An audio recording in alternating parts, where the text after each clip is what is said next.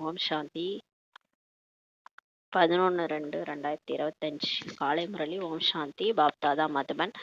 சிவத்தந்தையே பிரம்மா தந்தையோட உடல் அவதரிச்சு நமக்காக ஆசிரியராகி பாடம் எடுக்க வந்திருக்காரு. நம்மளாம் இறைமானவர்கள் மிக கவனமா ஆத்ம அபிமானி நிலையிலிருந்து இன்றைய முரளை கேட்கலாம். பாபா சொல்றாங்க, இனிமையான குழந்தைகளே, உங்களுக்கு பகவான் படிப்பிக்கின்றார்.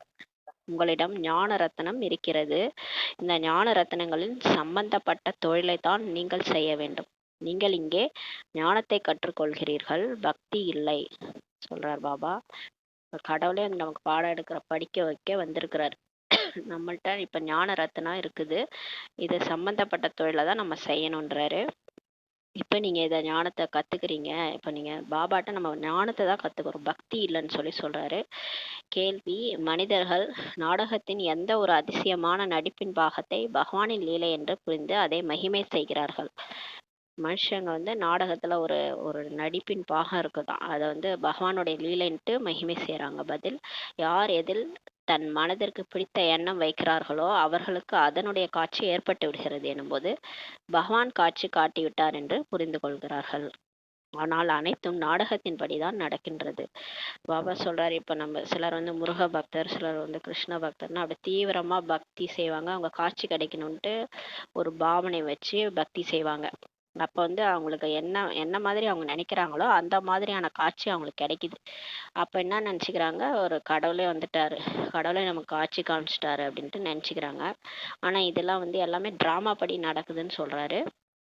ஒரு பக்கம் பகவானை மகிமை செய்யறாங்க, கடவுள் தோன்றினார், எனக்கு முன்னாடி காட்சி காமிச்சார்ன்ட்டு மகிமை செய்யறாங்க. ஆனா மற்றொரு பக்கம் என்ன செஞ்சுறாங்கன்னா, எல்லா இடத்துலயும் கடவுள் இருக்கிறாரு, சர்வ வியாபி என்று சொல்லி நிந்தனை செய்து விடுகிறார்கள் சொல்றார் பாபா.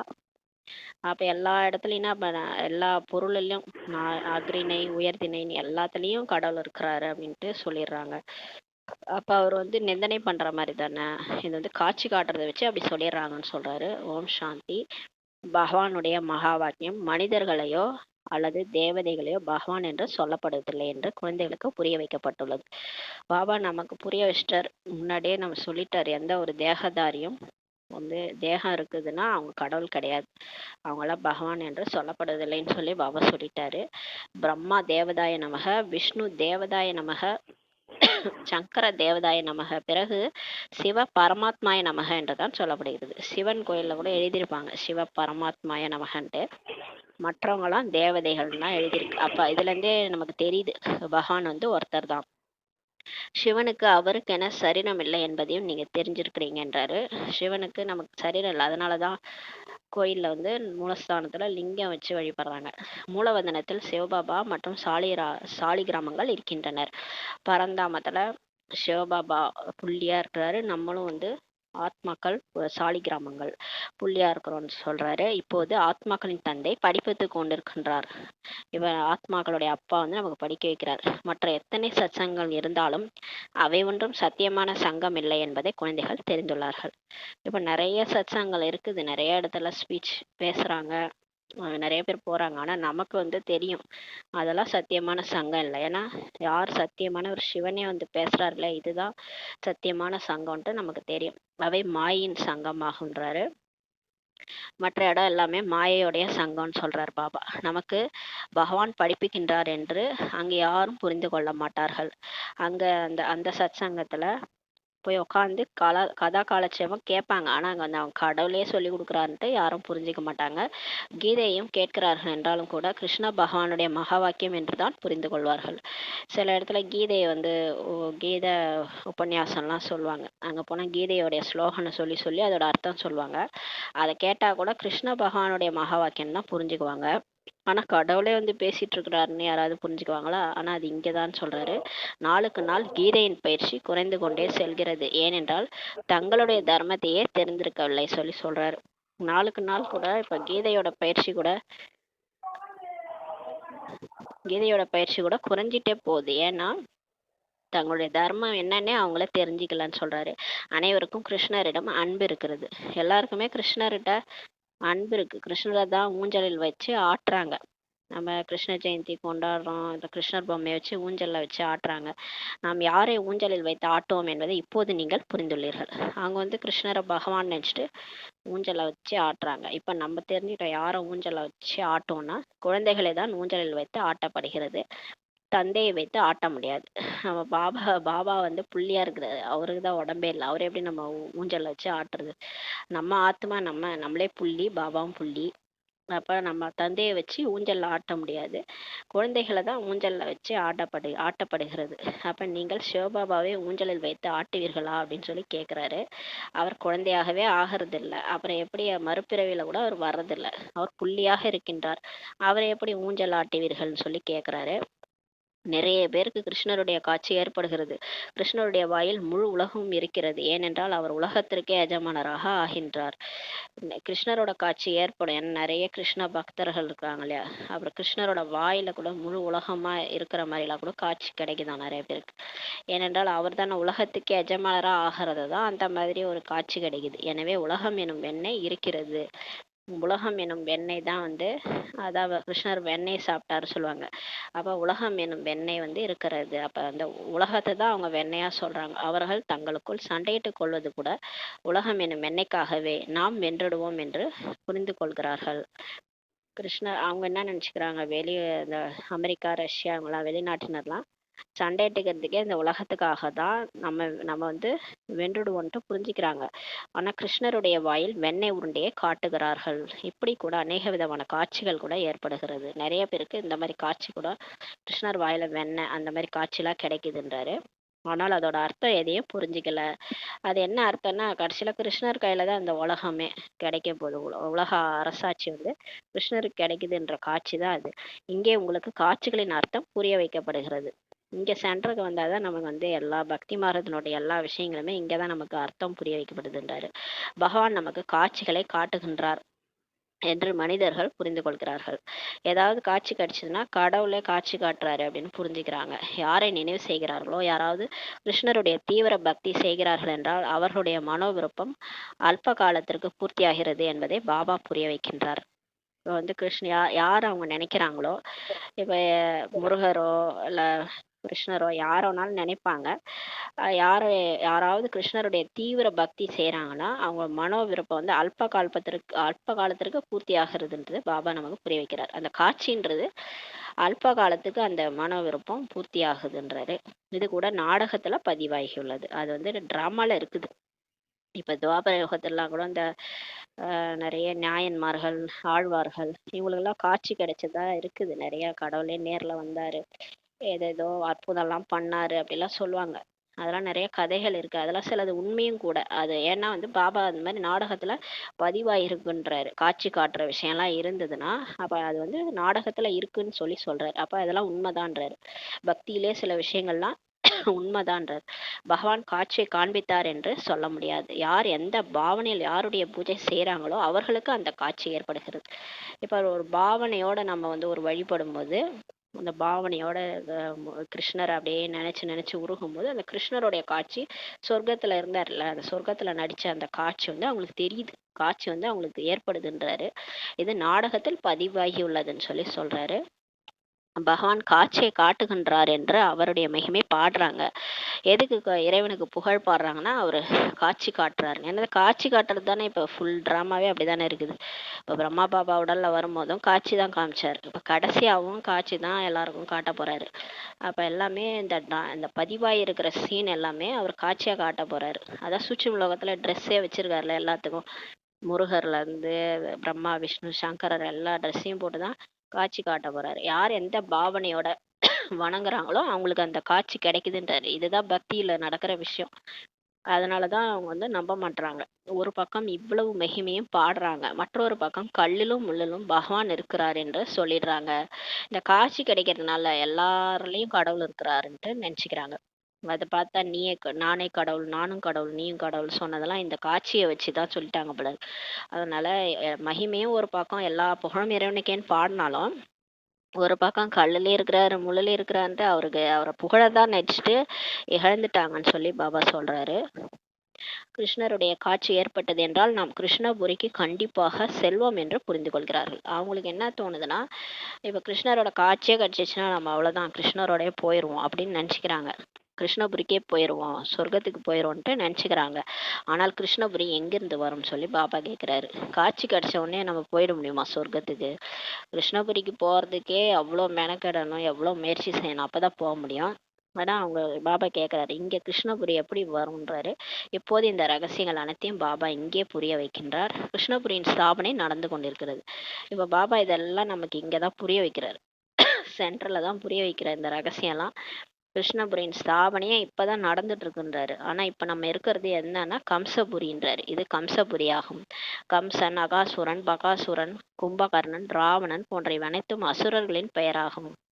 நம்ம ராமாயணம் மகாபாரதம்லாம் கேள்விப்பட்டதுல இந்த கம்சன், அகாசுரன், பகாசுரன்லாம் இந்த குழந்தைய கொல்றது இதெல்லாம் வந்து அசுரர்களுடைய பேரு. கும்பகர்ணன்லாம் வந்து ராமாயணத்துல இருக்கிற பேரு. ராவணன்லாம் எல்லாமே அசுரர்கள் பெயர்ன்றாரு. சாஸ்திரங்களில் என்னவெல்லாம் எழுதியிருக்கிறார்கள். சாஸ்திரங்கள்ல இந்த மாதிரியான நிறைய அந்த கேரக்டர்லாம் சித்தரிச்சு எழுதியிருக்கிறாங்கன்றார். 2 விதமான குருமார்கள் இருக்கிறார்கள் என்பதையும் புரிய வைக்க வேண்டும். 2 விதமான குருமார்கள் இருக்கிறாங்கன்றதை புரிய வைக்கணும். ஒன்று பக்தி மார்க்கத்தின் குருமார்கள் இருக்கிறாங்க, அவர்கள் பக்தியை தான் கற்றுக் கொடுக்கிறார்கள்.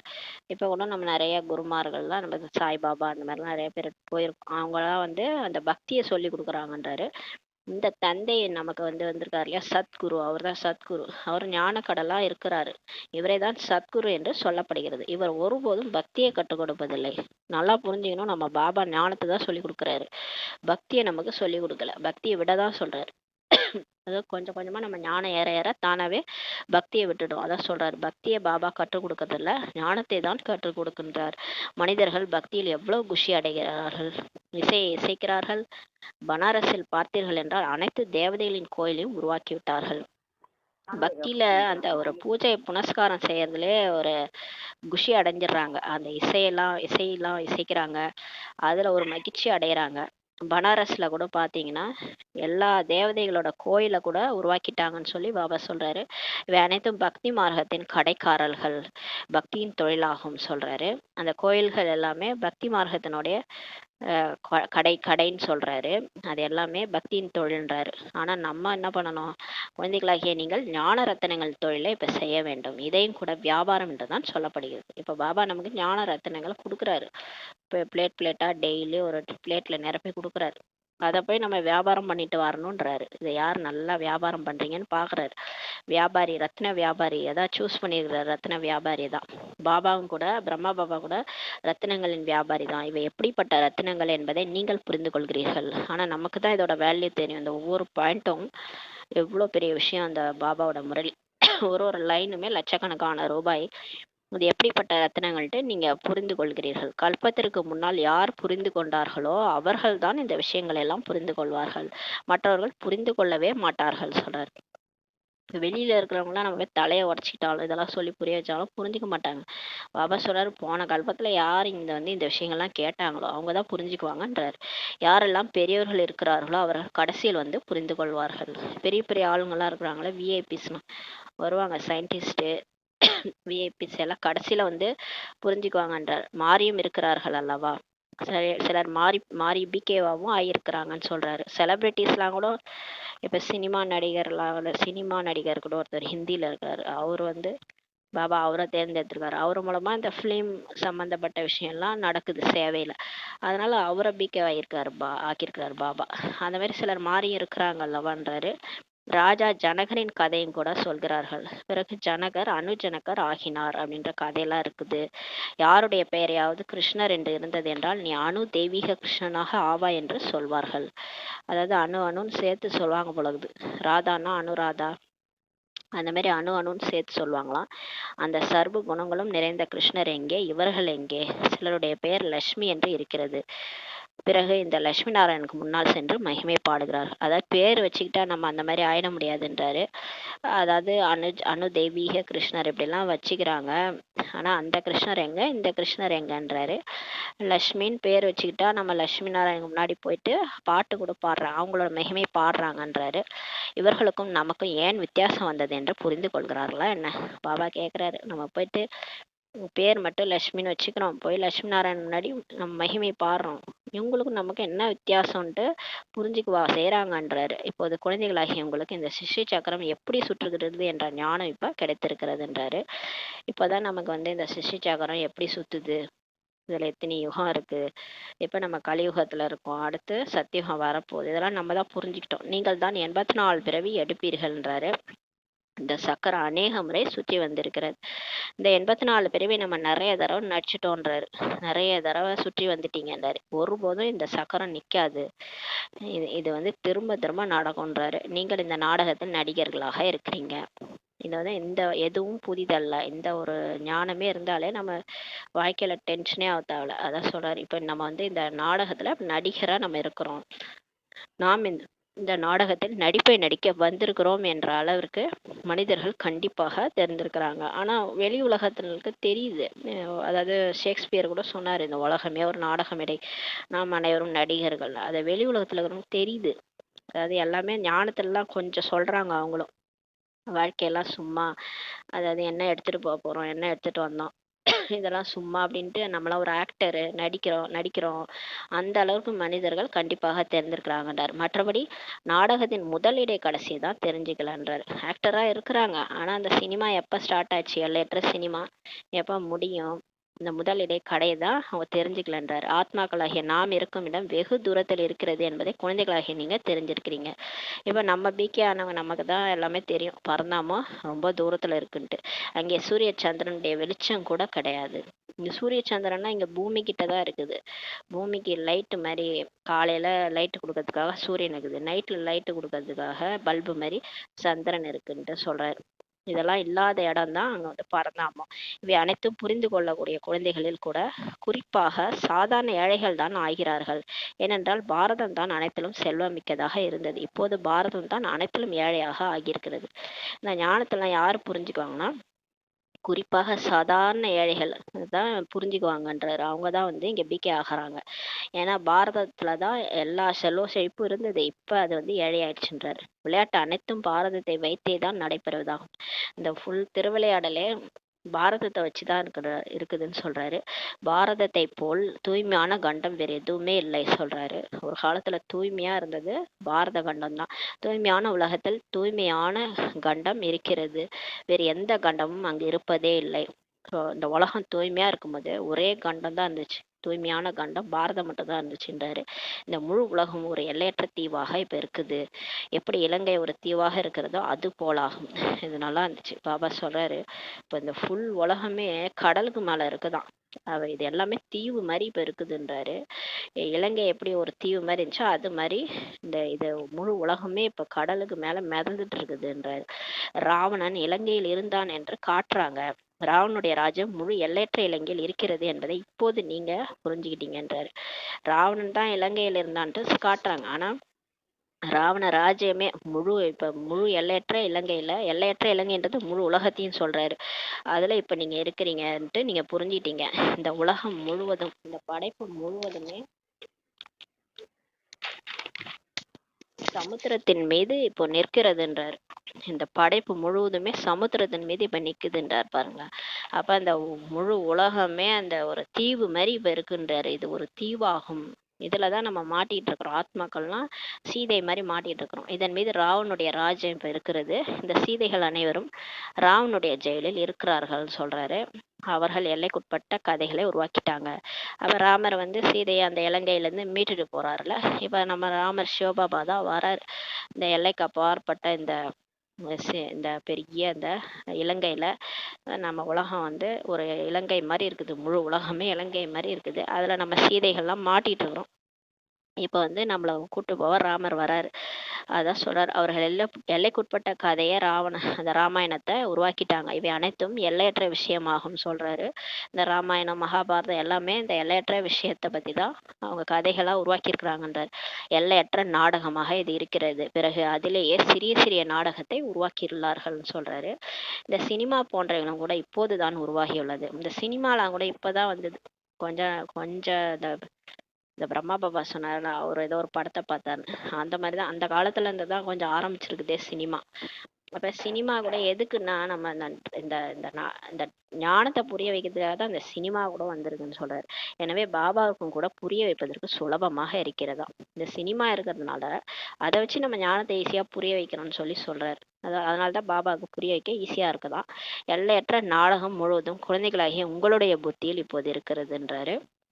இப்ப நமக்கு தான் இந்த எல்லையற்ற டிராமாவே ஞாபகம் இருக்குது. ஃபர்ஸ்ட்ல இருந்து என்ன நடந்துச்சுன்ட்டு நம்ம புத்தியில இருக்குது. மூலவதனம் சூட்சுமவதனம் என்பது வேறு யாருடைய புத்தியிலும் இருக்க முடியாது.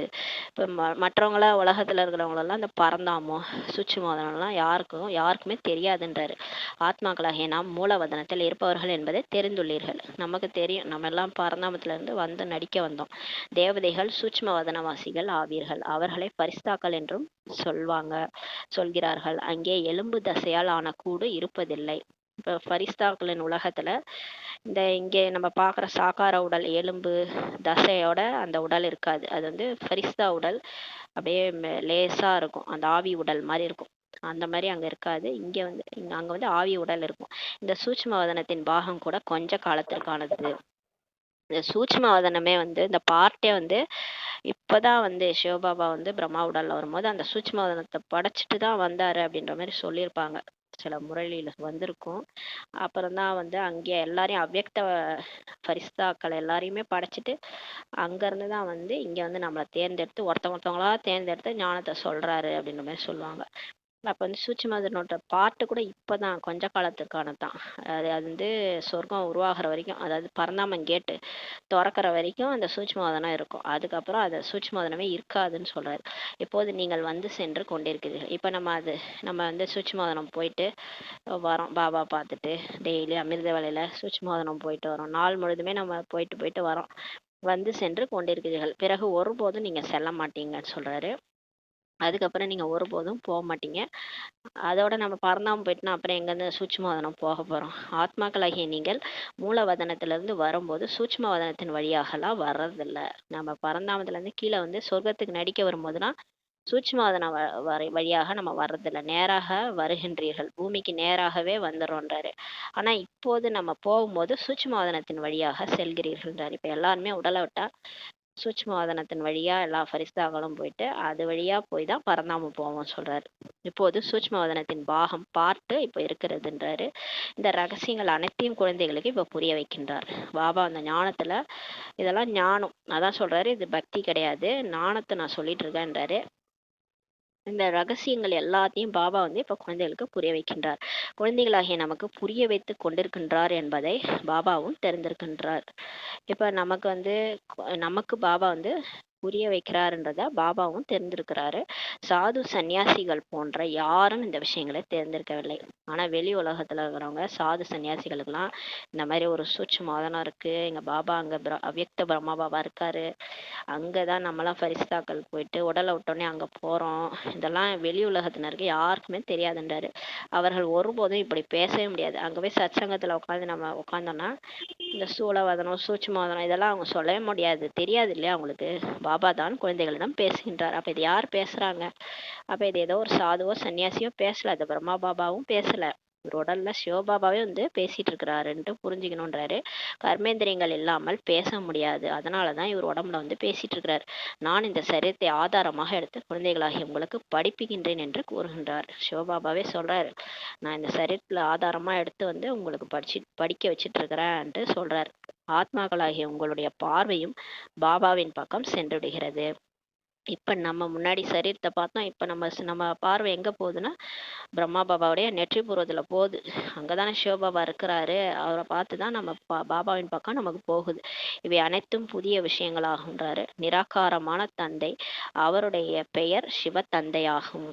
அதாவது நம்மளுடைய அப்பா வந்து உடம்பே கிடையாது, அவர் நிராகாரு, அவரோட பெயரு சிவ தந்தையாகும். ஆத்மாக்களாகிய உங்களுடைய பெயர் கூட ஆத்மாவே ஆகும். பாபா சொல்றாரு பாருங்க, நம்ம பேர் என்ன தெரியுமா? ஆத்மா தான். நமக்கு சரீரத்தின் பேர் மாறுது, ஆனா நம்மளோட உண்மையான பேரு ஆத்மான்றார் பாபா. உங்களுடைய சரீரத்தின் பெயர் மாறுகிறது.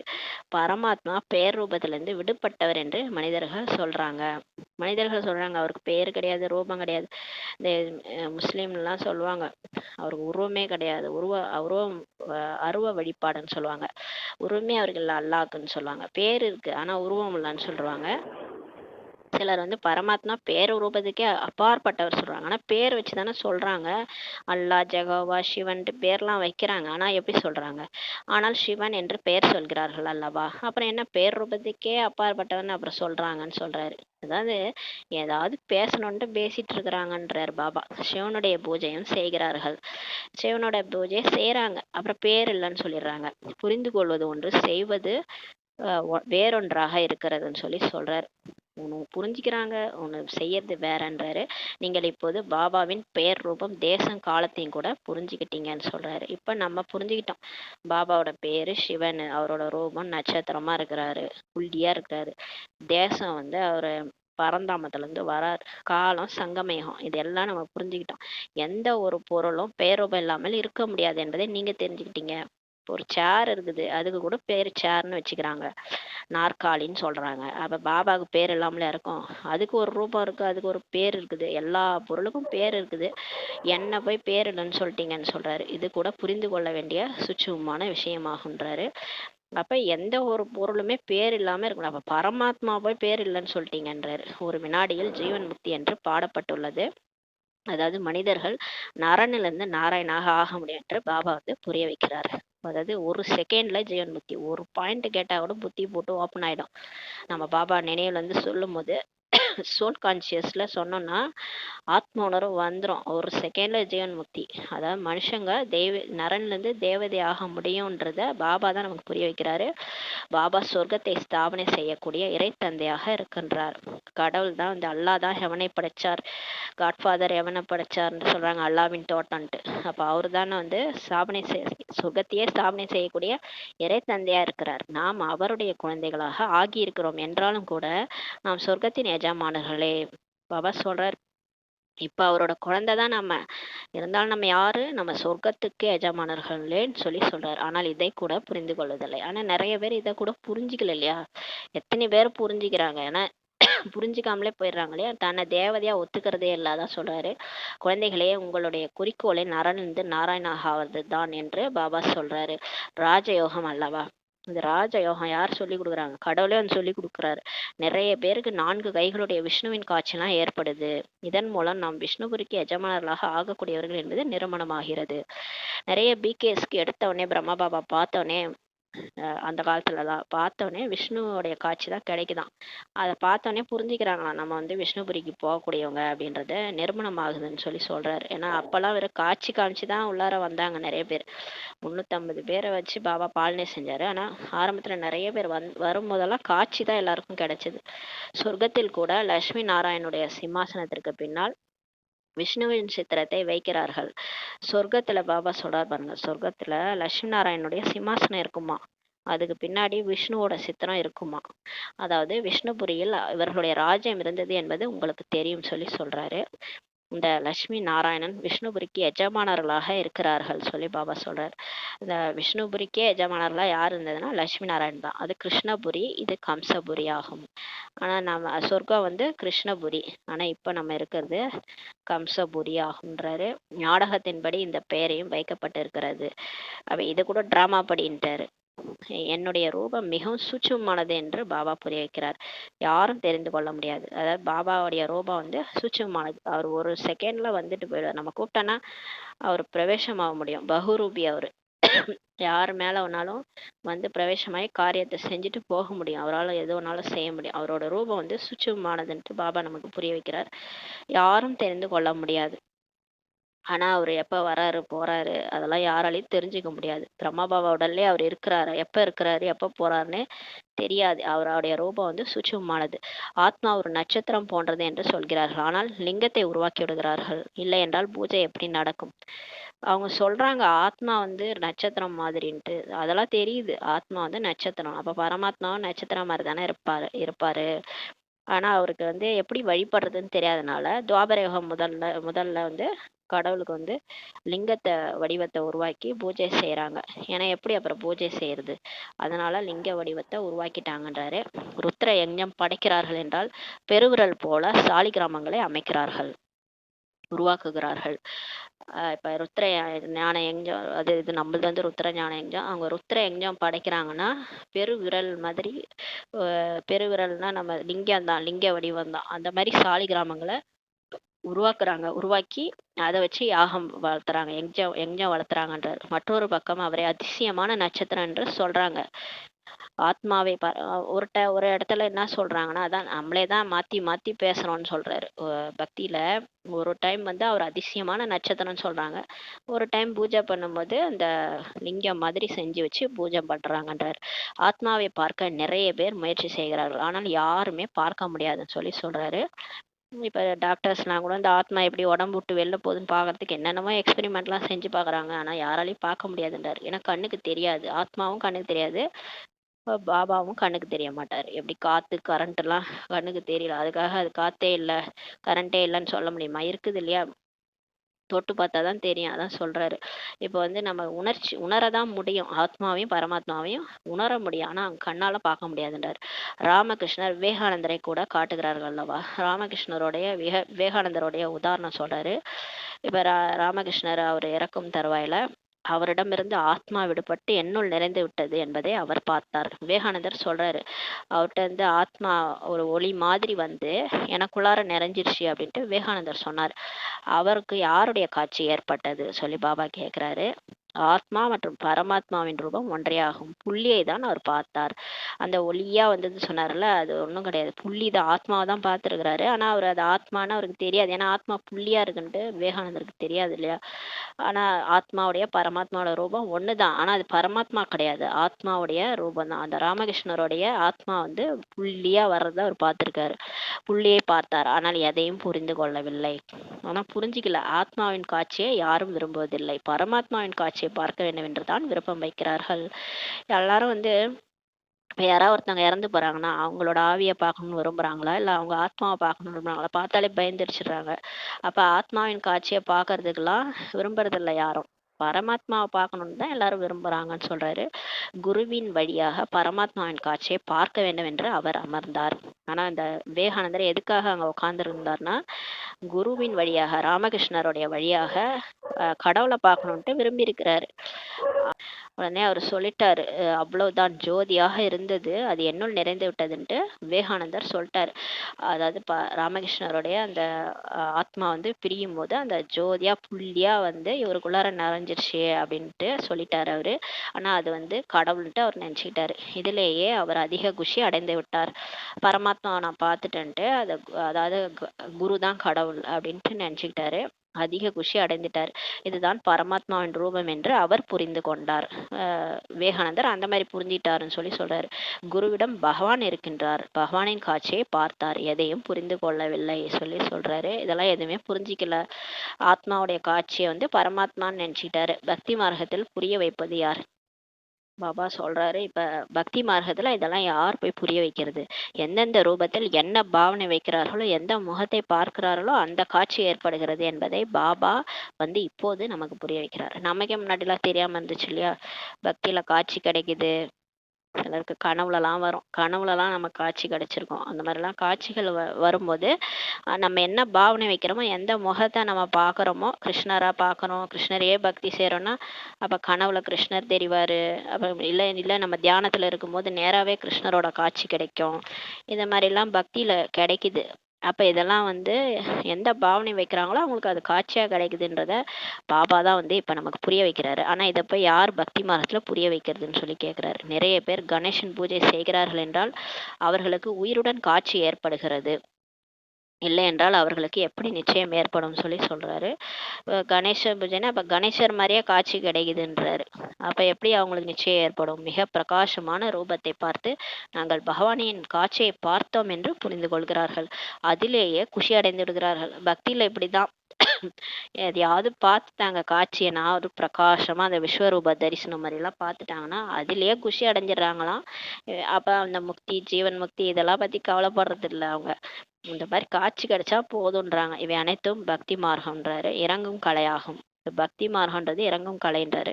முதல் பிறவி நன்றாக இருக்கிறது, பிறகு குறைந்து குறைந்து கடைசி வந்து விடுகிறது.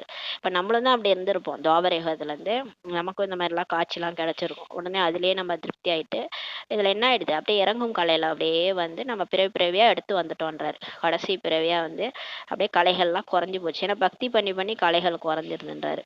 இப்ப கடைசியா வந்துட்டு இப்ப வந்துட்டோன்றாரு. குழந்தைகள் தான் இந்த விஷயங்களை புரிந்து கொள்கிறார்கள். ஆனா நம்ம தான் இப்ப இதெல்லாம் புரிஞ்சுக்கிறோன்றாரு. யாருக்கெல்லாம் கல்பத்திற்கு முன்னால் ஞானத்தை புரிய வைத்தேனோ அவர்களுக்கு தான் இப்போது புரிய வைத்துக் கொண்டிருக்கின்றேன்னு சொல்லி சொல்றாரு. போன கல்பத்துல யார் இந்த ஞானத்தை புரிஞ்சிட்டாங்களோ அவங்களுக்கு தான் பாபா வந்து புரிய வைக்கிறாரு. கல்பத்திற்கு முன்னால் வந்தவர்கள் தான் இப்போது வருவார்கள் சொல்லி பாபா சொல்றாரு. மற்றபடி மற்றவர்களுடைய தர்மமே தனிப்பட்டதாகும். நீங்க மற்றவங்கெல்லாம் இந்த கிறிஸ்துவர்கள் அவங்கெல்லாம் பாத்தீங்கன்னா ஜெயினர்கள்லாம் அவங்களதெல்லாம் தனிப்பட்டதுன்றாரு. ஒவ்வொரு சித்திரத்திலும் பகவானுடைய மகா வாக்கியம் என்று எழுதுங்கள் என்று பாபா புரிய வைக்கின்றார். இப்ப பாபா சொல்றாரு, நம்ம நிறைய சித்திரம் இருக்குல்ல, ஏணிப்படி, கல்ப விருட்ச மரம், எல்லாத்துலயும் மேல என்ன எழுதியிருக்கணும்னா பகவானுடைய மகா வாக்கியம்ட்டு எழுதுங்கன்னு சொல்றாரு. அதை வந்து எழுத சொல்றாரு. மிகவும் யுக்தியோடு புரிய வைக்க வேண்டியிருக்கிறது. பகவானுடைய மகா வாக்கியம் அல்லவா. யாதவர், கௌரவர் மற்றும் பாண்டவர்கள் என்ன செய்கிறார்கள் என்பதின் சித்திரங்கள் இவை. இது எல்லாமே அந்த பகவானுடைய மகா வாக்கியம்னு சொல்லி எழுதுங்க. அதுல வந்து இந்த யாதவர்கள் என்ன பண்றாங்க, கௌரவர்கள் இப்ப என்ன பண்றாங்க, பாண்டவர்கள் இப்ப என்ன செய்யறாங்கன்றதுடைய சித்திரங்கள் தான் இதெல்லாம்ன்றாரு. நீங்கள் தங்களை தெரிந்துள்ளீர்களா என்று கேளுங்கள், அவங்கள்ட்ட சொல்லுங்க. பகவான் சொல்றாரு, இதுல நீங்க யாரு, இதுல யாதவரா நீங்க, இல்ல கௌரவரா, இல்ல பாண்டவரான்ட்டு நீங்க தெரிஞ்சிட்டீங்களான்னு சொல்லி கேளுங்கன்றாரு. தெரிந்திருக்கவில்லை என்றால் தந்தையிடம் அன்பு இல்லை அல்லவா. இப்ப இதுல நம்ம யாருன்னே தெரிஞ்சுக்கலன்னா அப்ப கண்டிப்பா அவங்களுக்கு வந்து பாபாவே புரிஞ்சிக்கல, பாபா பத்தியே தெரியல, அதனால அன்பே இல்லை அல்லவான்னு சொல்லி கேட்கிறாரு. எனவே அன்பில்லாத புத்தியுடர்களே ஆகிவிட்டீர்கள் சொல்றாரு. அன்பில்லாத புத்தியுடையவர்களா ஆகிட்டீங்கன்றாரு. தந்தையிடம் அன்பு இல்லை என்றால் விநாசம் ஆகிவிடுவீர்கள் பாபா சொல்றாரு. இப்ப பாபாட்ட அன்பு இல்லைன்னா விநாசம் ஆயிடுவோன்றாரு. அன்பான புத்தியுடையவர்கள் வெற்றி அடைவார்கள். அதான் அந்த பாண்டவர்கள் கூட கிருஷ்ணர் இருந்தாரு, வெற்றி அடைஞ்சாங்க. கௌரவர்கள் கிருஷ்ணர் வேணா அக்ரோனி பனை அதாவது அக்ரோனி சேனை வேணும்னு சொல்லிட்டாங்க, இந்த துரியோதனன் சொல்றாரு. அதனால வந்து அவங்க தோத்துருவாங்க. கிருஷ்ணர் கூட இருக்கிறவங்க தான் ஜெயிச்சிருவாங்க. அதனால சொல்றாரு, என் மேல அன்பு இருந்தா நீங்க வந்து ஜெயிப்பீங்க, இல்லைன்னா விநாசம் ஆயிடுவீங்கன்னு சொல்லி சொல்றாரு. வாய்மையே வெல்லும், இதனுடைய அர்த்தம் சரியானது ஆகும்னு சொல்றாரு. வாய்மையே வெல்லும்ன்றதான் நம்மளோட அந்த சத்தியமேவ ஜெயதேன்ட்டு எழுதியிருப்பாங்க. அந்த 4 சிங்கத்தை வச்சு அது கீழே எழுதியிருப்பாங்க. நம்மளோட எம்பளமே அதான், இந்தியாவுது. அப்ப அத உண்மைதான் கடைசியா வெல்லும், அது கூட சரியானதுதான் சொல்றாரு. பாபாவின் நினைவே இல்லை என்றால் வெற்றி அடைய முடியாது. பாபா நினைக்கவே இல்லைன்னா வெற்றி அடைய முடியாதுன்றாரு. கீதையை சிவபகவான் சொன்னார் என்று நீங்கள் இப்போது நிரூபித்து புரிய வைக்கிறீங்க. இப்ப நம்ம வந்து கீதையை சொன்னது கிருஷ்ணர்ன்றது துவாபர யுகத்தில் கொண்டு பதிவாயிடுச்சு. இப்ப நம்ம வந்து அதை மாத்தி எழுதணும். இப்ப நம்ம தான் வந்து நிரூபித்து புரிய வைக்கிறோம்னு சொல்றாரு. அவர்தான் பிரம்மாவின் மூலம் ராஜயோகம் கற்றுக் கொடுத்தார். இவர்கள் கிருஷ்ண பகவானுடைய கீதை என்று புரிந்து கொண்டு சத்தியம் செய்யறாங்க. இப்ப கோர்ட்லாம் கூட அந்த கிருஷ்ணருடைய கீதையை வச்சு தானே சத்தியம் செய்யறாங்க. அதுதான் அம்மா சத்தியமே பண்ண மாட்டேன்னு சொல்லிட்டாங்க. அதுக்கு அவ்வளோ விவாதம் நடந்தது அந்த கோர்ட்ல. அது மாதிரி பாபா சொல்றாரு, இவங்க கிருஷ்ணருடைய கீதைன்னு சொல்லிட்டு சத்தியம் பண்ண வைக்கிறாங்கன்னு சொல்றாரு. அவர்களிடம் கிருஷ்ணர் இருப்பதை தெரிந்து கொள்ள வேண்டுமா அல்லது பகவானை தெரிந்து கொள்ள வேண்டுமா என்று கேட்க வேண்டும். அவங்க சத்தியம் செய்யறாங்களே அவங்கள்ட்ட கேளுங்க, கிருஷ்ணர் இருப்பதை தெரிஞ்சுக்கணுமா இல்ல பகவானை தெரிந்து கொள்ள வேண்டுமான்ட்டு கேளுங்கன்றாரு. ஈஸ்வரன் எங்கும் இருக்கிறார் என்று தெரிந்து உண்மையை சொல் என்று சொல்கிறார்கள். அவங்க என்ன நினைச்சுக்கிறாங்க, ஈஸ்வரன் சர்வ வியாபின்ட்டு புரிஞ்சுக்கிட்டு உண்மையை சொல்லுங்கன்ட்டு நம்மளை சொல்றாங்க. குழப்பமாகி விட்டது அல்லவா, எனவே சத்தியம் கூட பொய்யாகி விட்டது. எல்லா இடத்துலயும் இருக்கிறாருன்னா அப்ப வந்து பொய் சத்தியம் மாதிரி ஆயிடுது இல்லையான்னு சொல்லி சொல்றாரு. எவ்வளவு குழப்பம் பாருங்க அப்படின்றாரு. எனவே சத்தியம் கூட பொய்யாகி விடுகிறதுன்னு சொல்றாரு. அப்புறம் உண்மையை எப்படி சொல்ல முடியாது, பொய் தானே, பொய் சத்தியம் தான் சொல்லணும். ஈஸ்வரன் எல்லா இடத்துலயும் இருக்கிறாருன்னு சொல்லிட்டு நம்ம எப்படி வந்து பொய் சொல்றது, அப்ப அது பொய் சத்தியமாயிருது இல்லையான்னு சொல்றாரு. சேவை செய்யக்கூடிய குழந்தைகளுக்கு மறைமுகமான போதை இப்ப இருக்கணும்ன்றாரு. இப்ப நமக்கு வந்து எது உண்மைன்னு நமக்கு தான் தெரியும். உலகமே பொய்யா இருக்குது, நமக்கு தான் உண்மை தெரியும். அதனால நீங்க சேவை செய்யக்கூடியவங்க உண்மை பக்கம் இருக்கிறீங்களே, உங்களுக்கு மறைமுகமான போதை இருக்கணும்ன்றாரு. மகிழ்ச்சியோடு புரிய வைத்தீர்கள் என்றால் வெற்றி ஏற்படும் சொல்றாரு. இப்ப மகிழ்ச்சியோட ஞானத்தை புரிய வச்சீங்கன்னா உங்களுக்கு தான் வெற்றின்றாரு. உங்களுடைய இந்த படிப்பும் மறைமுகமானது, படிப்பிக்க கூடியவரும் கூட மறைமுகமாக இருக்கிறாரு. நம்மளுடைய படிப்பும் மறைமுகமா தான் நடக்குது. நமக்கு சொல்லி கொடுக்குறவரும் கண்ணுக்கு தெரிய மாட்டார், மறைமுகமா சொல்லி கொடுக்குறாரு. நான் புதிய உலகத்திற்கு சென்று லட்சுமி நாராயணனாக ஆவோம் என்பதை நீங்க தெரிஞ்சுக்கிட்டீங்க. மகாபாரத சண்டைக்கு பிறகு புதிய உலகம் ஸ்தாபனை ஆகிறது. குழந்தைகளுக்கு இப்போது ஞானம் கிடைத்திருக்கிறது சொல்றார் பாபா. அதையும் வரிசை கிரமமாக தான் தாரணை செய்யறாங்க. யோகத்திலும் கூட வரிசை கிரமமா தான் இருக்கிறாங்க. எல்லாரும் ஒரே மாதிரி பாபா நினைக்கிறது இல்லை. எல்லாருமே வரிசை கிரமமா தான் இருக்கிறாங்கன்றார். நாம் எந்த அளவுக்கு நினைவில் இருக்கிறோம் என்பதையும் சோதித்து பார்க்க வேண்டும். இப்ப காலையில இருந்து இரவு வரைக்கும் சார்ட் வைங்க. நான் என்ன செஞ்சேன், காலையில இருந்து பாபாவை நினைச்சேனா, எந்த அளவுக்கு நான் நினைக்கிறேன்றத சோதித்து பார்க்கணுன்றார். உங்களுடைய இந்த முயற்சியானது எதிர்கால 21 பிறவிகளுக்கானதாக ஆகிவிடும் என்று பாபா சொல்றாரு. இப்ப நம்ம பண்ற முயற்சி தான் எதிர்கால 21 பிறவிக்கின்றார். இப்போது தோற்றுவிட்டீர்கள் என்றால் கல்பாந்தரமாக தோற்று கொண்டேதான் இருப்பீங்கன்றாரு. அத பாருங்க. இந்த பாபா சொல்றாரு, போன கல்பம்ன்ட்டு நம்ம சொல்லிடுறோம். ஆனா இந்த கல்பம் தோத்தனா அடுத்த கல்பமும் தோத்துருவீங்கன்றாரு. அதனால ஜாக்கிரதையா முயற்சி பண்ணுங்க. உயர்ந்த பதவி அடைய முடியாது. இப்ப இந்த கல்பம் தோத்துட்டு உயர்ந்த பதவி அடையலைன்னா அடுத்த கல்பமும் அதே தான் ஆயிடும். அதனால அந்த மாதிரி நம்ம ஒரு கான்சியஸா முயற்சி செய்யணும். நான் தான் வெற்றி அடைந்த ஆத்மா, வெற்றி மூர்த்தி. இப்ப இந்த கல்பம் நான் ஜெயிச்சிருந்தேன். அப்ப அந்த அளவுக்கு முயற்சி செய்யணுன்றாரு. உயர்ந்த பதவி அடைவதற்கு முயற்சி செய்ய வேண்டும். இப்ப நம்ம உயர்ந்த பதவி அடையணும்னா நிறைய முயற்சி செய்யணுன்றாரு. நிறைய பேர் விகாரத்தில் சென்று கொண்டே இருக்கிறார்கள், பிறகு சென்றுக்கு வந்து கொண்டிருப்பவர்களாகவும் இருக்கிறார்கள்ன்றாரு. ஈஸ்வரன் அனைத்தையும் பார்க்கிறார். ஆனா பாபா மேல இருந்து எல்லாத்தையுமே பார்த்துட்டு தான் இருக்கிறாரு, தெரிந்திருக்கிறார் என்று புரிந்து கொள்கிறார்கள். அவங்க பிகேஎஸ்க்கு தெரியாமலா இருக்கும், எல்லாருக்கும் தெரியும். பாபா நம்மளை பார்க்கறாருன்ட்டு புரிஞ்சுதான் இருக்கிறாங்கன்றாரு. இதையெல்லாம் அமர்ந்து பார்க்க வேண்டும் என்று பாபாவுக்கு என்ன வந்தது? இந்த ஸ்கூல்ல எல்லாம் டீச்சர்ஸ் கேட்பாங்கல்ல, இந்த மாதிரிலாம் நீ பண்ணுவ, இதெல்லாம் பார்க்கணும்னு எனக்கு என்ன தலையெழுத்தான்ட்டு அந்த மாதிரி கேக்குறாரு. இதெல்லாம் பார்க்கணும்னு எனக்கு என்ன வந்ததுன்றாரு. நீங்கள் பொய் சொன்னீர்கள் என்றால், விகர்மங்கள் செய்தீர்கள் என்றால் தங்களுக்கு தான் நஷ்டம் ஏற்படுத்துவீர்கள். இதுவும் ஸ்கூல்ல சொல்ற மாதிரி தான் இருக்குது. நீ பண்ணினா அது உனக்கு தான் பிரச்சனை, எனக்காடா பிரச்சனைன்னு சொல்லுவாங்க டீச்சர். அந்த மாதிரி நீங்க பொய் சொன்னீங்கன்னா உங்களுக்கு தான் நஷ்டம்னு சொல்றாரு. பாவம் வந்து செஞ்சீங்கன்னா உங்களுக்கு தான் நஷ்டம். முகத்தை கருப்பாக்கி கொண்டால் நான் உயர்ந்த பதவி அடைய முடியாது என்று நீங்கள் கூட புரிந்து கொள்கிறீர்கள்ன்றார். எனவே பாபா தெரிந்து கொண்டாலும் கூட விஷயம் ஒன்றுதான் என்றாகிறது. பாபாவுக்கு தெரிஞ்சிட்டாலும் தெரியாட்டாலும் விஷயம் ஒன்றுதான்றார். அவருக்கு என்ன அவசியம் உள்ளதுன்றாரு. நான் இப்படிப்பட்ட கர்மத்தை செய்வதன் மூலம் துர்க்கதியை அடைவேன் என்று தங்களுடைய மனம் உறுத்த வேண்டும். பாபா ஏன் சொல்ல வேண்டும்? பாபா எதுக்கு சொல்லணும்? நமக்கே உறுத்தணுன்றாரு. நாடகத்தில் இருந்தால் சொல்லப்படும். ஆனா பாபா சொல்றது, முரளியில சொல்றது நாடகத்துல இருந்தா சொல்லுவாரு. பாபாவிடம் மறைப்பது என்பது தங்களை சத்திய நாசம் செய்து கொள்வதாகுன்றாரு. இப்போ பாபாட்ட மறைக்கிறீங்கன்னா உங்களுக்கு நீங்களே சத்தியநாசம் செய்து கொள்வதென்றார். தூய்மையாவதற்காக பாபாவை நினைவு செய்ய வேண்டும். நாம் நன்றாக படித்து உயர்ந்த பதவி அடைய வேண்டும் என்ற கவலையே உங்களுக்கு இருக்க வேண்டும்ன்றார். இப்போ நம்ம தூய்மையாகிறதுக்காக என்ன பண்ணணும்? பாபாவை நினைவு செய்யணும். நான் நல்லா படிச்சு உயர்ந்த பதவி அடையணும், இந்த கவலை தான் உங்களுக்கு இருக்கணும். மற்றபடி உலகாய கவலையெல்லாம் இருக்கக்கூடாது. எந்த கவலை நமக்கு இருக்கணும்? நம்ம கவலை பண்ணணும், நான் என்ன பதவி அடைவேன், ஐயோ நான் இப்படி இருக்கிறேனே, நான் என்ன பதவி அடைவேன், இதுதான் நம்மளோட பெரிய கவலையா இருக்கணும். இப்ப மத்த கவலையெல்லாம் நமக்கு இருக்கவே கூடாது. பிகே ஆனவுடனே இந்த கவலை தான் பெரிய கவலையாயிடுச்சு இப்போ. அதான் பாபா சொல்றாரு, நான் நல்லா படிச்சு உயர்ந்த பதவி அடையணுன்ற கவலை தான் உங்களுக்கு இருக்கணும்ன்றாரு. யார் இறந்தாலும் வாழ்ந்தாலும் அதை பற்றி கவலை இல்லை. டிராமா படி எல்லாம் நடக்க போகுது. இதுல நம்ம என்ன பண்ண போறோம்? அந்த பத்தி கவலைலாம் நமக்கு இல்ல. நம்ம செத்தோன்னா எந்த பதவி அடைய போறோம், அதை பத்தி கவலை தான் இருக்கணும்ன்றாரு. பாபாவிடமிருந்து எப்படி ஆஸ்தி எடுப்பது என்ற கவலையே இப்ப இருக்கணும்ன்றாரு. நீங்க பாருங்க, பிகேஎஸ்க்கு என்ன கவலை இருக்கணும்? பாபாட்ட இருந்து எப்படி ஃபுல் ஆஸ்தி நான் எடுக்கிறது.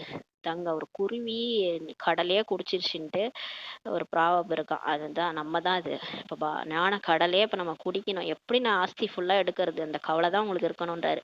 எனவே யாருக்கும் சுருக்கமாக புரிய வைக்க வேண்டும். மற்றவங்களுக்குலாம் நீங்கள் சுருக்கமாக புரிய வச்சிருங்கன்றாரு. போக போக ஞானம் வந்து கம்மியாயிடும்னு சொல்லியிருக்கிறாரு.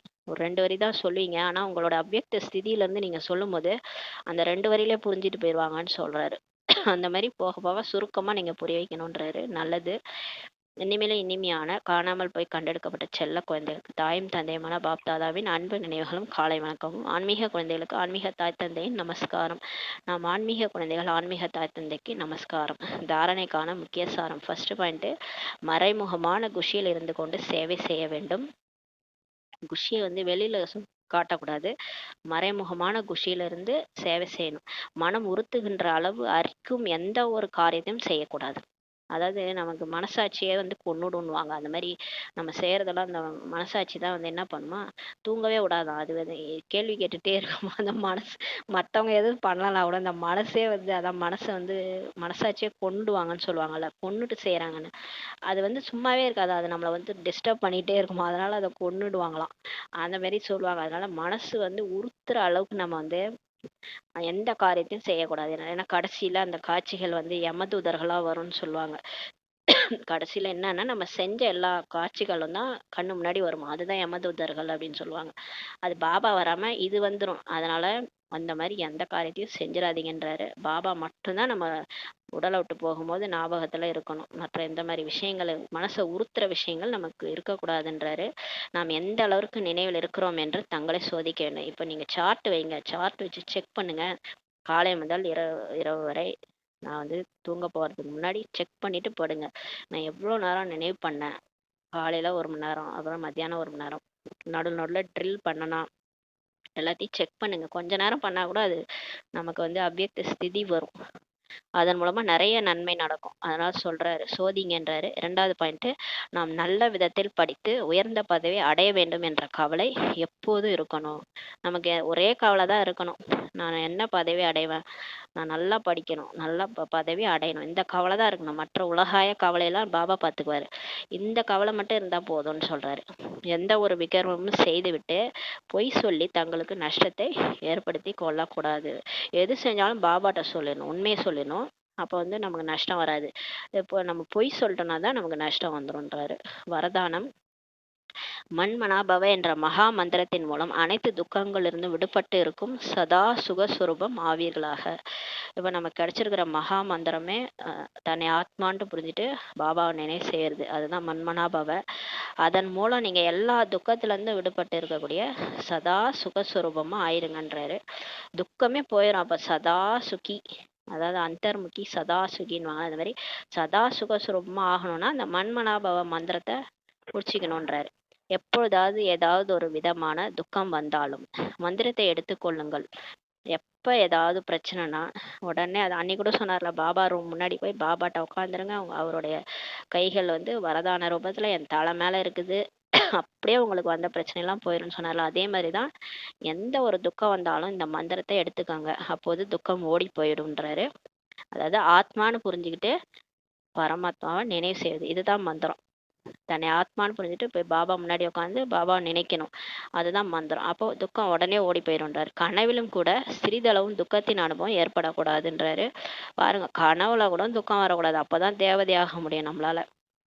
அதனால சொல்றாரு, உடல் நோய்வாய்ப்பட்டு போகலாம், உடல்ல ஏதாவது பிரச்சனை வரலாம், பணம் மேலும் கீழும் ஆகலாம், எதை பத்தியும் கவலைப்படாதீங்கன்றாரு. என்ன ஆனாலும் சரி, துக்கத்தின் அலைகள் உள்ளுக்குள் வரக்கூடாது. ஏன்னா பெகரி பாட்டுன்றது எல்லாருமே அனுபவிச்சு தான் வந்திருக்கிறாங்க. பிரம்மா பாபால கூட அந்த காலத்துல எல்லா பிரச்சனையும் தாண்டி தான் வந்திருக்காங்க. அது மாதிரி நம்மளும் பிரம்மா பாபாவுக்கு வந்த பிரச்சனை எல்லாமே நமக்கும் வரும், எல்லாத்தையும் நம்ம ஃபேஸ் பண்ணி தான் போகணும். ஆனா உங்களுக்கு என்ன ஆகணும், எந்த நிலைமை இருந்தாலும் நம்ம கூட யார் இருக்கிறாரு, நேத்து வரதான மாதிரி எனக்கு கிடைக்காதவரே கிடைச்சிட்டாரு, எனக்கு கிடைச்சது யாருக்கும் கிடைக்கல, அந்த ஒரு எண்ணம் இருக்கணும். எனக்கு கடவுளே கிடைச்சிட்டாரு, அப்புறம் என்ன எனக்கு கவலை, அவரே இருக்கிறாரு. அதனால என்ன ஆனாலும் சரி, துக்கத்தின் அலைகள் உள்ளுக்குள் வரக்கூடாது. எப்படி கடலில் அலைகள் வருது மற்றும் போய்விடுகின்றன, கடல் அலை வருது போகுது, ஆனால் யாருக்கு எந்த அலைகளில் மூழ்கி செல்ல தெரிகிறதோ அவர்கள் அதில் சுகத்தின் அனுபவம் செய்யறாங்க. இப்ப அந்த கடல்ல நீச்சல் அடிக்க தெரிஞ்சவங்க பாருங்களேன், அவங்க வந்து பயப்படவே மாட்டாங்க, ஜாலியா நீச்சல் அடிப்பாங்க. அதுல நம்ம நீச்சல் அடிக்க தெரியாதவங்க தான் பயப்படுவாங்க. அந்த மாதிரி நீங்களும் அதுக்கு அடிக்க கத்துக்கங்கன்றாரு. அலைகளில் எப்படி குதித்து கடந்து செல்கிறார்கள் என்றால் ஏதோ விளையாடுவது போல அவர்களுக்கு இருக்கும். அவங்க அலைகள்ல வந்து குதிச்சு கடந்து விளையாடுறது மாதிரி விளையாடுவாங்க.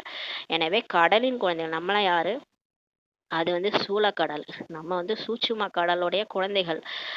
கடலின் குழந்தைகள் இந்த இந்த துக்க அந்த அலைகள் வரும்போது அதுல விளையாடுங்கன்றாரு. அதையா நீங்க வந்து அதெல்லாம் கவலைப்படாதீங்கன்றாரு. கடலின் குழந்தைகள் சுகஸ்வரூபம் ஆவீர்கள், நம்மளே சுகஸ்வரூபம், நமக்கு ஏன் துக்கம் வரப்போகுது. சுகக்கடலுடைய குழந்தைகள் சுகஸ்வரூபம் ஆவீர்கள்ன்றாரு. துக்கத்தின் அலை கூட வரக்கூடாது, நம்ம வாழ்க்கையில அலையே வரக்கூடாதுன்றாரு. நம்ம கடலின் குழந்தைகள் சொல்லி சொல்றாரு, துக்கத்தின் அலையே வரக்கூடாதுன்னு சொல்லி சொல்றாரு. அப்ப நீங்க அந்த மண்மனாபவன்ற மந்திரத்தை வச்சுக்கிட்டீங்கன்னா துக்கத்திலிருந்து சதா விடுபட்டு இருக்கக்கூடிய சதா சுகஸ்வரூபம் ஆயிடுவீங்க, ஆகுவீர்களாக வரதானம் கொடுத்துட்டாரு. ஸ்லோகன்: ஒவ்வொரு எண்ணத்திலும் திடத்தன்மையின் விசேஷத்தன்மையை நடைமுறையில் எடுத்து வந்தீர்கள் என்றால் பிரத்யட்சதா வெளிப்பாடு ஏற்பட்டுவிடும். இப்போ வந்து பிரத்யட்சதா ஏன் வெயிட் பண்ணிட்டு இருக்குது, பாபாவை நம்மளால ஏன் வெளிப்படுத்த முடியல அப்படின்னா, நம்ம வந்து ஒவ்வொரு எண்ணத்தையும் திட சங்கல்பம் எடுக்கிறது இல்லை, செய்யறோம் விட்டுறோம், செய்யறோம் விட்டுறோம், அதான் தப்பு. அந்த திடத்தன்மையோட ஒரு எண்ணத்தின் விசேஷத்தன்மையை ப்ராக்டிக்கலா கொண்டு வரணும். இப்போ நம்ம ஞானம் கேட்குறோம், ஞானத்தை இந்த காதில் வைக்க அந்த காதில் விட்டுறணும், தாரணையெல்லாம் கொண்டு வர்றது இல்லை. அவர் சொல்ற ஒன்னொன்னையும் வாழ்க்கையில நடைமுறைப்படுத்தணும். ப்ராக்டிக்கலா கொண்டு வந்துட்டீங்கன்னா அதான் ஞானம். பாபா எப்ப நீங்க பிரத்யட்சம் ஆவீங்க அப்படின்னு கேட்டதுக்கு ஒரு பிரதர் சொன்னார். அப்போ வந்து எப்போ பிரத்யட்சமாகனா நீங்கள் கேட்ட ஞானம் சொரூபத்தில் வரும்போது தான் அப்படின்னு சொல்லி பாபா சொல்லியிருக்காரு. உங்கள் சொரூபத்தில், அதே தான் இந்த ஸ்லோகன், கேட்ட ஞானம் வந்து உங்கள் சொரூபத்தில் என்னைக்கு வருதோ அன்னைக்கு நான் வெளிப்படுவேன். அதாவது பாபா நம்ம மூலமாக தான் வெளிப்படுவார். நம்ம முகத்தை பார்த்தா பாபா தெரியணும். அந்த மாதிரி நம்ம குணங்கள் பாபா மாதிரியே இருக்கணும். அதுக்கு நம்ம ஒவ்வொரு எண்ணத்தையும் இப்போ நம்ம நினைக்கிறோம் இல்லையா, நான் இதை செய்யணும் அதை செய்யணும், ஆனால் அதை வந்து நடைமுறைப்படுத்துறதே கிடையாது. அதான் சொல்கிறேன், ஒவ்வொரு எண்ணத்திலும் திடத்தன்மையின் விசேஷத்தன்மையை ஒரு அந்த சொமானமும் அப்படியே நடைமுறையில் ப்ராக்டிக்கலாக வந்துடணும். சுயமரியாதையும் அப்படியே உண்மையாகவே அதுதான் நான்ற மாதிரி. அதான் அந்த எரும மாடுன்னு ஒருத்தர் நினச்சி அப்படியே எரும மாடாவே மாறிட்டார். அந்த மாதிரி நான் தான் தேவதை, நான் தான் தேவதைன்ட்டு அந்த தேவதையாகவே மாறி நிற்கும் போது தான் நம்ம முகத்தில் பாபா வந்து தெரிவார். அப்போ திடத்தன்மையின் விசேஷத்தன்மையை நடைமுறையில் நீங்கள் எடுத்து வந்துட்டீங்கன்னா பிரத்யட்சத்தா வெளிப்பாடு ஏற்பட்டு விடும் சொல்லி பாபா சொல்கிறாங்க. ஓம் சாந்தி.